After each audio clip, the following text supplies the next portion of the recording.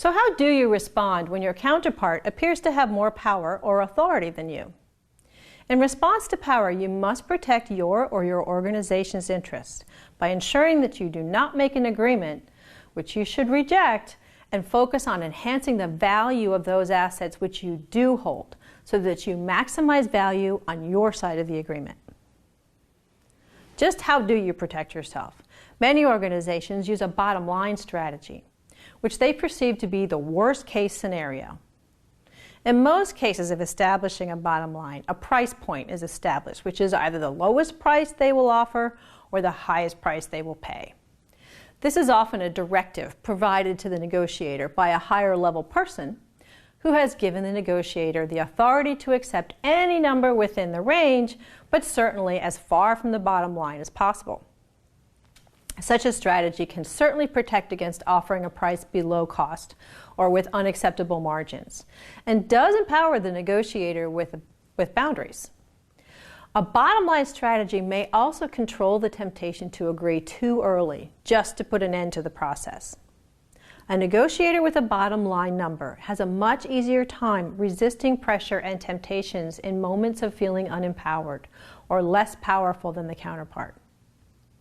It can also be helpful if there are multiple parties negotiating for a single side. Establishing and agreeing to a bottom line ensures that no one in the group will tell the other side a lower number or make a separate agreement on their own.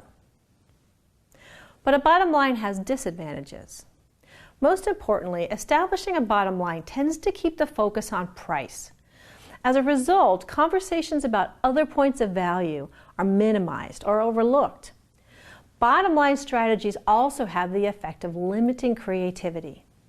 Since additional points of value are overlooked, creatively engineered agreements with a collection of value points cannot be created because they're likely to require going below the bottom line in order to get additional points of value or going above it to secure additional benefits.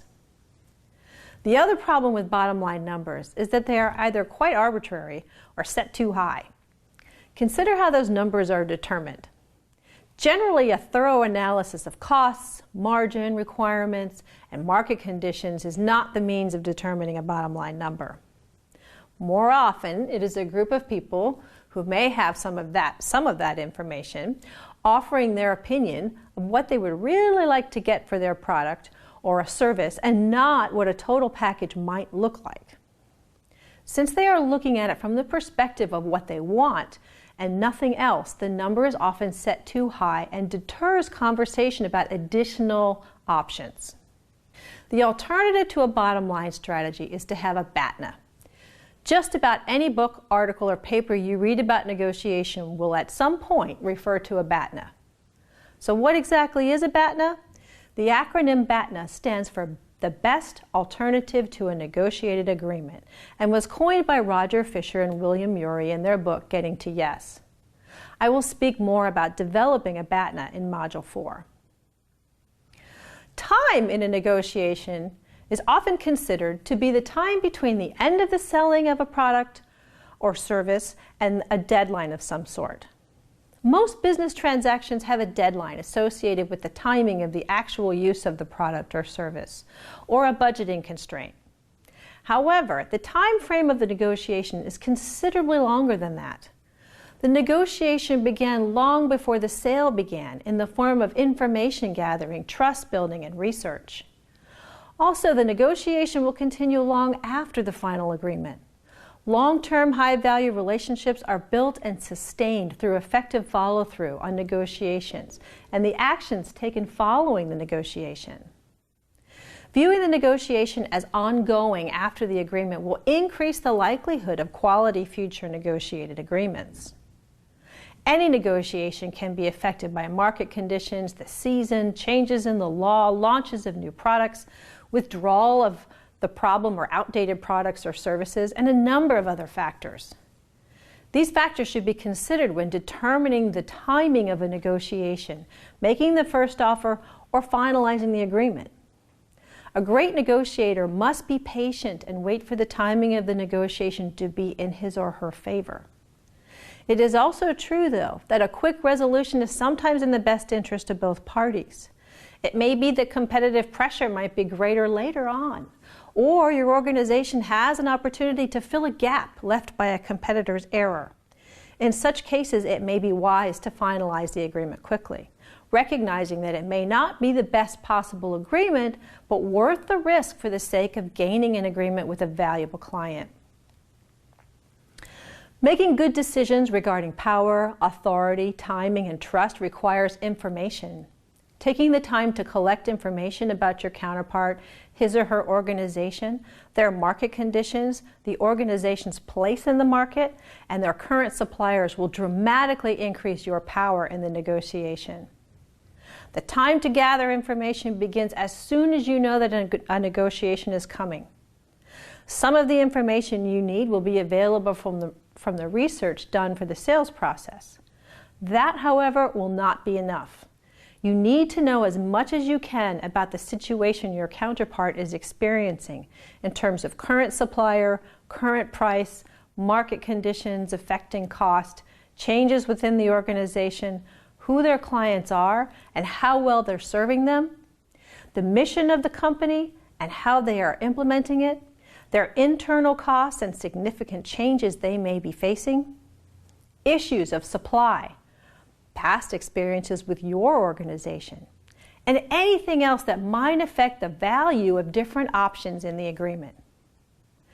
Knowing your negotiation counterpart's position will give you a significant advantage. Not having this information puts you at a significant disadvantage. It's important also to be well versed on the topic itself, as well as the position your counterpart is in.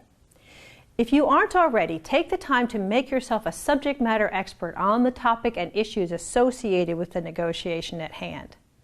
You do not want to be caught off guard because you were not aware of a recent event or specific technological aspect of the product or service. Be as much of an expert on the subject matter of the negotiation as you are able. The location of the negotiation itself can have an impact on how the negotiation proceeds. In the case of live negotiations, it is generally considered to be a position of power to hold the negotiation at your own organization's site.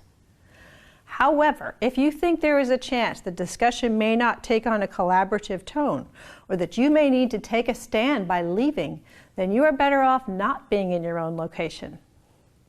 Perhaps you have heard stories or seen depictions in television shows or films of negotiators taking advantage of location to gain power.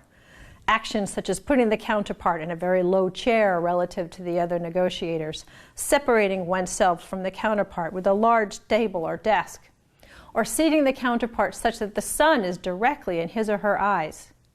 These are all hostile acts that can and do affect the emotional state of the counterpart. If you are the target of such an action, do not tolerate it. Ask for a different chair, locate yourself to the side of your counterpart if there is a large table, or move your seat so that you're not in the sun.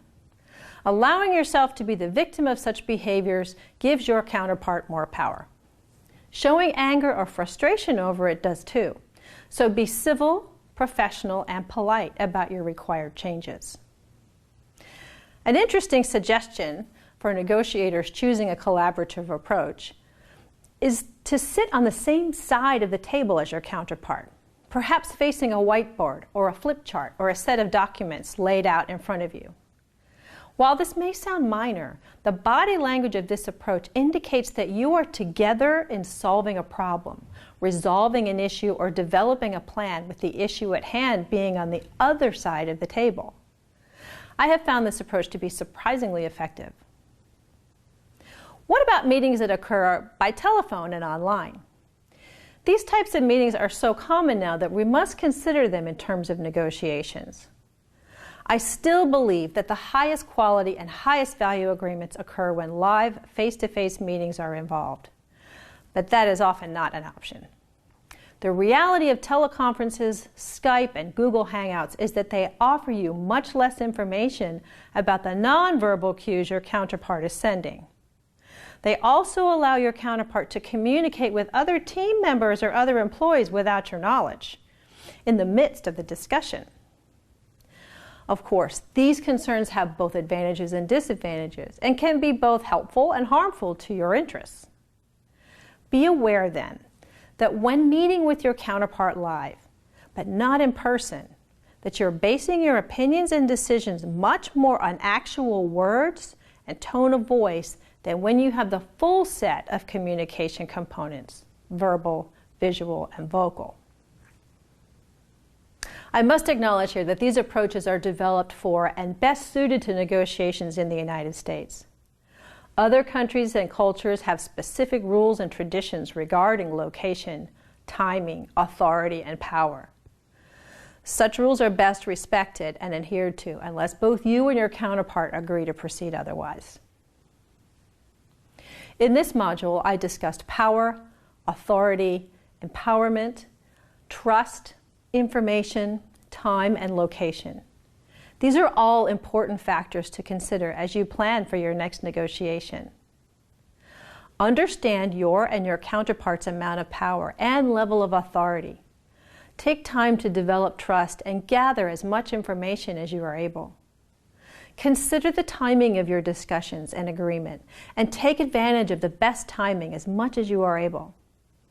Finally, think about the location for your discussions. Which location will provide you with the most information, the most advantageous physical location and position in the room? And what messages are you sending with the physical arrangement and proximity to your counterpart?